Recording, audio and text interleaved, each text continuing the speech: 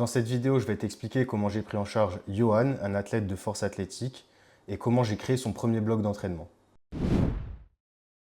C'est la première d'une série de 3-4 vidéos où je vais te documenter toute son évolution, depuis le début de notre collaboration jusqu'à sa prochaine échéance. C'est aussi un support pour te montrer comment on accompagne un athlète et comment on travaille tout simplement. Dans ce premier épisode, je vais te décrire quel est le contexte de notre collaboration, je vais te parler des spécificités de Johan, et ensuite, je te montrerai comment j'ai fait son premier bloc d'entraînement, et je t'expliquerai aussi quelle est la macro-stratégie, c'est-à-dire la stratégie à plus long terme qu'on a mis en place, donc qu'est-ce qu'on prévoit de faire de son premier bloc jusqu'à sa première échéance. Avant de commencer, si nos services t'intéressent, tu peux te rendre dans la description de cette vidéo où tu trouveras tous les liens utiles pour nous contacter. Donc, le contexte de notre collaboration. Quand il m'a contacté, il ne s'entraînait plus, il avait arrêté l'entraînement depuis un petit moment pour des raisons de santé que je n'évoquerai pas ici.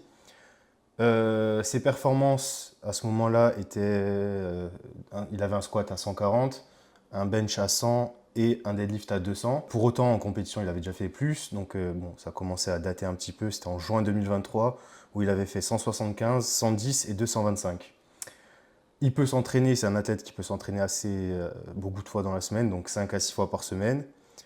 Quelques spécificités le concernant, alors au niveau de ses capacités de récup, notamment au niveau du dos, de ses observations précédentes et de son passé sportif, il m'a dit que ça nécessitait une gestion de l'intensité de la charge, enfin de l'intensité et de la charge d'entraînement au sein de la semaine, notamment dû aux interactions entre squat et deadlift, donc voilà, les fameuses.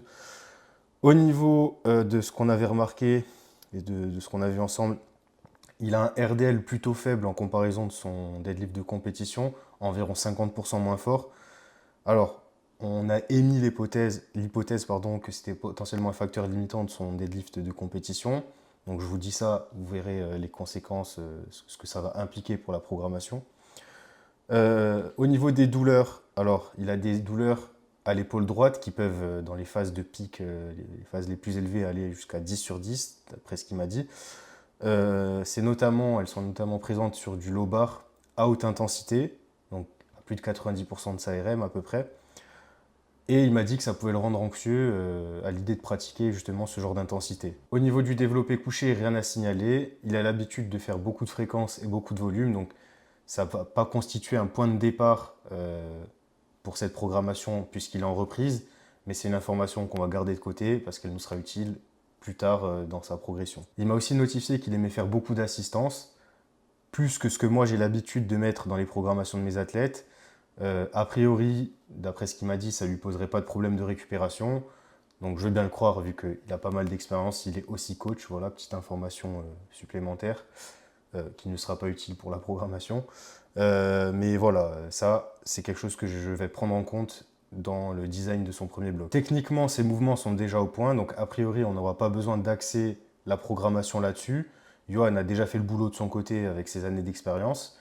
Donc, a priori, si on met des variations, ça serait plus pour de la gestion de la fatigue ou toute autre considération hors technique. Concernant son état d'esprit vis-à-vis de l'entraînement, j'ai pas grand-chose à lui reprocher. Comme je t'ai dit, il est lui-même coach, donc il est au courant des enjeux et de l'importance de suivre et de respecter une programmation. Donc voilà, dans l'ensemble, on a un profil d'athlète que j'aurais tendance à qualifier de très coachable. Non pas que d'autres ne le soient pas, mais plutôt dans le sens où c'est vrai que Johan, il n'y a pas énormément de problématiques hors programmation à considérer, notamment au niveau de l'état d'esprit, où là je sais pertinemment qu'avec un athlète comme ça va filer droit. Voilà, les overshoots, tout ça, je pense que ça ne sera pas trop d'actualité. Donc voilà pour le contexte général. Maintenant on va passer sur le plan annuel de Johan. Je vais te montrer sa première et sa deuxième programmation, puisqu'en réalité à l'heure où je fais cette vidéo, il en est déjà à son troisième bloc depuis le début de notre collaboration. Donc on va pouvoir voir comment j'ai créé son premier bloc, mais aussi les résultats qu'on a obtenus avec ces deux premiers blocs. Et de là, on aura une base pour la deuxième vidéo où je vous montrerai tout ce qui va se passer par la suite. Donc le plan annuel, pourquoi c'est important? Rapidement et simplement, parce que ça permet d'établir des macro-stratégies, donc des stratégies à l'échelle de plusieurs semaines, de plusieurs blocs. Généralement, on regroupe ça sous la forme de macro-cycles. Donc un macro-cycle, c'est une période d'environ, on va dire quelques mois, quelques semaines à quelques mois, où à l'intérieur, on va y mettre plusieurs blocs d'entraînement. Et le but de tous ces blocs, c'est d'atteindre un objectif, donc l'objectif du macrocycle. Donc ici, on a le premier macrocycle donc de Johan, qui est sa reprise de la force athlétique. Donc, on a commencé notre collaboration en mars, avec un premier bloc début le 24 mars, qui a commencé le 24 mars, puis un second qui a commencé le 28, et qui a duré que 3 semaines, et on verra pourquoi, justement dans les objectifs.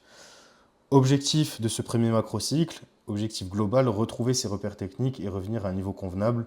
Ça, on va dire que c'est un peu un objectif fourre-tout qu'on a tous eu ou qu'on a tous lors d'une reprise. On a un premier objectif spécifique pour lui qui est de retrouver un placement de pied reproductible au bench. Alors j'ai mis reproductible, mais en fait, il s'agit surtout de retrouver des repères là-dessus. Puis un second objectif spécifique qui est de continuer de s'entraîner malgré les contraintes des vacances, sous-entendu d'adapter la programmation pour ma part et pour Johan, de poursuivre sa reprise et de ne pas revenir de ses vacances avec un niveau moins élevé qu'avant son départ. Au niveau du calendrier, on a un premier bloc de préparation, puis un bloc de transition qui correspond justement à ses vacances. On va passer directement sur le premier bloc de préparation. Donc on en a un bref aperçu ici, mais on en a un meilleur aperçu ici du coup. Je vous épargne un petit peu toutes les données de son bloc, peut-être à la limite la fréquence, mais voilà, là vous avez un petit peu les données au niveau de la fréquence squat, bench, deadlift dans la semaine.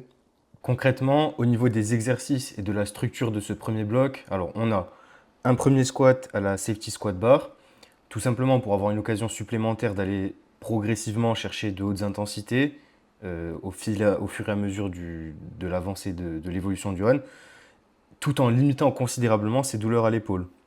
Donc j'ai demandé à Johan d'avoir une exécution la plus fidèle possible à celle de son squat de compétition. On aurait pu utiliser la SSB à d'autres fins, mais ce n'était pas le but ici. Pour autant, on a gardé du travail spécifique sur les mouvements de compétition, avec une gestion de l'intensité au sein de la semaine.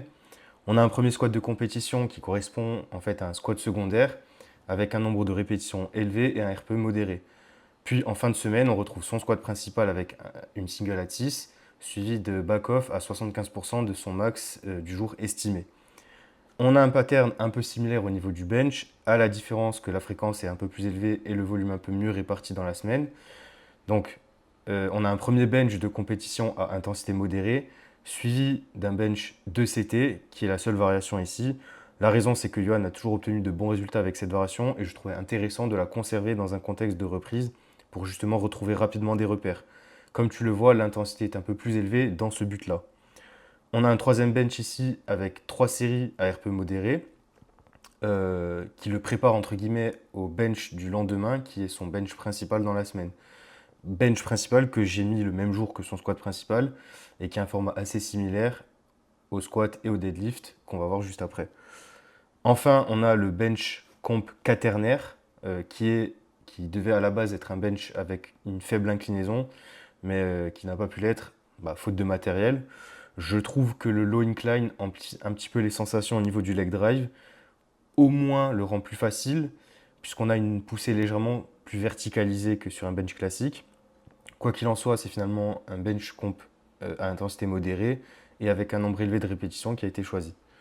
Au deadlift, et pour faire écho à ce qui a été dit en début de vidéo concernant la gestion de son dos, on a choisi de mettre qu'un seul deadlift de compétition dans la semaine avec un format identique aux mouvements de compétition, enfin aux autres mouvements de compétition.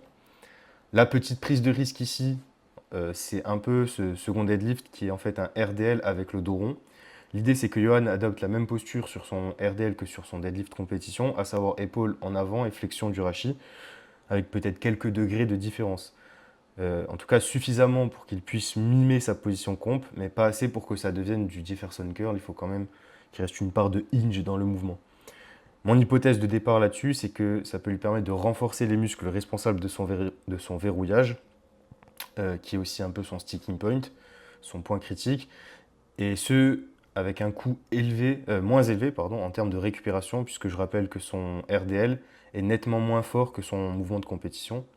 Je ne te cache pas ici que je m'attends un peu à un rendement plutôt bon, puisque je pense qu'on a des gains faciles à les prendre, même si on ne compte pas les newbie gains qu'on peut avoir lorsqu'on fait un nouvel exercice. Au niveau des assistances, on a des formats plutôt classiques, avec soit des séries classiques, des straight sets, soit des protocoles avec progression des reps, où le but c'est de commencer avec la limite inférieure de la fourchette indiquée et d'atteindre la limite supérieure en fin de bloc, sans nécessairement modifier la charge de travail. Bon, finalement, on voit que j'ai adopté une approche assez polarisée au niveau des mouvements de compétition, ce qui nous permet de travailler de manière différente tout en contribuant à faire évoluer ses capacités de récupération. C'est un peu le but recherché lors d'une reprise. Et on a aussi les singles qui nous servent en partie de benchmark pour évaluer son niveau au fil des semaines. Donc voilà, on va passer sur le deuxième bloc du coup. Deuxième bloc de vacances. Là, ça va être intéressant parce qu'on va voir comment on a géré un petit peu son départ en vacances et comment il a pu s'entraîner à ce moment-là. Donc sur ce bloc, on a un petit peu changé, voilà, on a été un peu contraint de changer la structure puisque son squat de compétition et son bench de compétition principal qui était en fin de semaine se retrouvent en début de semaine. En réalité, c'est surtout parce que sur cette séance-là, Johan voulait une séance assez courte. Donc au final, on avait beaucoup moins de contraintes et beaucoup moins, oui, de contraintes au niveau de la répartition dans la semaine. Donc finalement, j'ai envie de dire, même peu importe la répartition, en fait, comme il s'entraîne beaucoup moins, il aura toujours de quoi récupérer. On a gardé quand même un ordre qui ressemble un petit peu à voilà, quelque chose de cohérent avec ce qu'on faisait par le passé. Donc un SBD, dans la continuité, le RPE sur la single augmente. Les back-off augmentent un petit peu. On est passé sur des formats en AMRAP, puisque en fait, Johan a tendance à gérer ses back-off, donc c'est une remarque que je m'étais faite lors de son premier bloc, a tendance à gérer les back-off avec le nombre de répétitions, dans le sens où quand il voit qu'il va overshoot, plutôt que de baisser la charge, il préfère faire moins de répétitions. Moi, ça ne me dérange pas trop parce que, au final, l'intensité et le RPE est respecté. On va dire que le stimulus aussi. C'est peut-être pas toujours la même chose, hein, mais dans l'ensemble, moi je trouve ça plutôt cohérent de fonctionner comme ça. Ça fit plutôt bien à ce que lui a tendance à faire. Et ça n'a pas posé de problème, hein. Vous allez voir, ensuite on va passer au résultat des deux blocs là. Pareil pour le bench, donc on augmente un petit peu le single et les back-off.